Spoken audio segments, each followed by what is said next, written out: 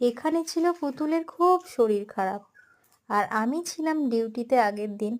তো আগের দিন যখন ফোন গেল আমার কাছে, তো আমি খুব আপসেট হয়ে গেছিলাম। যতক্ষণ না বাড়ি আসছি, পুতুলের কাছে আসতে পারছি, ততক্ষণ ভালোই লাগছিল না। তো বাড়ি এসে আর কোনো কাজ নয়, সোজা পুতুলকে কোলে নিয়ে বসে পড়েছি। তার আগের দিন বাবা অনেক মেডিসিন নিয়ে এসেছিল, কিন্তু কিছুতেই হয়নি। পেটে ব্যথা, বমি হয়েই চলেছে। তারপর আমি বাড়ি এসে আর কি করব, আর মানে সময় নষ্ট করে কি হবে, এত কিছু খেয়ে কমছে না যখন, আমি আবার চলে গেলাম সাইকেল নিয়ে, ওষুধপত্র নিয়ে এলাম, নিয়ে তো দিতেই থাকছি। আরও খুব ভালো ওষুধ খেয়ে নেয়, একটা প্লাস পয়েন্ট। কিন্তু ওই দিন খেতে চাইছিল না, স্যালাইন তো খেতেই চাইছিল না। আর এখানে দেখো, পুতুল নিজে নিজে ভিডিও করতে চাইছিল, এখানে ও কী করতে চাইছিল আমি বুঝিনি। তারপর দিন সকালবেলা পুতুল কিন্তু ঠিক হয়ে গেছিল। আর তারপর আমি ওকে নিয়ে বেরিয়েছিলাম ছবি তোলাতে, কারণ কি ওর স্কুলে ছবি লাগতো।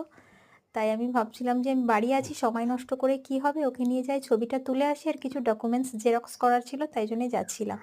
তো পুতুলকে এখানে দাঁড়াতে বলছি ভিডিও করার জন্য, আর দেখো পুতুল এমন করে পোজ দিচ্ছে যেন সারাক্ষণ মনে হচ্ছে মামাম ছবি তুলছে বোধহয়। আর এখানে দিদি গেছিল মামার বাড়ি, সেও বাড়ি আসছিল না দিদি, এই জন্যে বোন এদিকে খেলছিল। এই যে তখন শরীরটা একটু ভালো হয়ে গেছিল, দেখো খেলাচ্ছিলি, দেখো পুতুলটাকে পেছনে দিয়ে টুক করছে। আর দিদিও বাড়ি আসার জন্য ওদিকে ছটফট করছিল, কিন্তু আসতে পারছিল না। কারণ কি, সে ওখানে গিয়েও বড় মেয়েটারও অসুস্থ। যখনই ওদের একজনের কিছু হয়, দুজনেরই সেরকম হতে থাকে। মানে ছোট বোনের যদি কিছু হতে থাকে, দিদির হতে থাকে, আর দিদির যাই কিছু হয় সেটা বোনের হয়, যেরকম যমজ বাচ্চাদের হতে থাকে। তারপরে আমি পুতুলকে একটু সামলে রেখে আমি গেছিলাম স্নান করতে। তো চলো, তোমরা সবাই ভাববে হয়তো ছাদে স্নান করছি, হ্যাঁ মাঝে মাঝে কিন্তু আমি ছাদে স্নান করে নিই। আর এখানে দেখো আমি কী কী নিয়ে স্নান করতে গেছি। এখানে একটা প্রোডাক্ট কিন্তু মিসিং ছিল, সেটা হচ্ছে ফেস ওয়াশ। ফেস ওয়াশ নিয়ে যেতে ভুলে গেছি, তাই জন্যে আর কি করব, কিছুই দিলাম না মুখে এখানে। আর তারপর দেখো আমার ছাদ থেকে বাইরের ভিউটা, যেই সর্ষে বাগানে আমি ভিডিও করেছিলাম বেশ কিছুদিন আগে, তোমরা দেখেছো। তো এই যে ছাদ থেকে কিন্তু আমাদের একদম নিচটা থেকে সর্ষে বাগান, আর এইখানে কিন্তু আমি ভিডিও করি।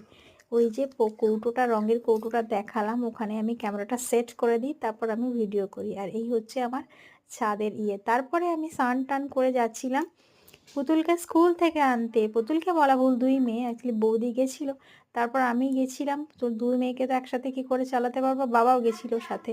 বাবা গেছিলো সেটা আমি জানি না, পরে দেখলাম দাঁড়িয়ে আছে স্কুলের সামনে, তো চলে এসেছিলাম। আর এখানে দেখো ভদ্র মহিলারা, আর সন্ধেবেলা আমার কাজ ওদেরকে নিয়ে মানে এই ফাজলামি মারা। তো এই দেখো এখানে কি করছি। তো চলো, আজকের ভিডিওটা এত অবধি, টাটা।